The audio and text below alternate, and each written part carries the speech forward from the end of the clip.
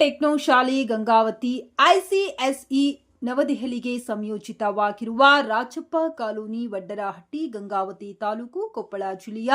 ಇಂದು ಬೆಳಗ್ಗೆ ದಿನಾಂಕ 27/7/2026 ಬೆಳಗ್ಗೆ 10:30ರಿಂದ ಸಂಜೆ 4 ಗಂಟೆಯವರೆಗೂ ಶಾಲೆಯಲ್ಲಿ ರಾಷ್ಟ್ರೀಯ ವಿಜ್ಞಾನ ದಿನಾಚರಣೆಯನ್ನ ಹಮ್ಮಿಕೊಳ್ಳಲಾಗಿದ್ದು ಶಾಲೆಯ ವಿದ್ಯಾರ್ಥಿಗಳು ನಮ್ಮ ವಿದ್ಯಾರ್ಥಿಗಳ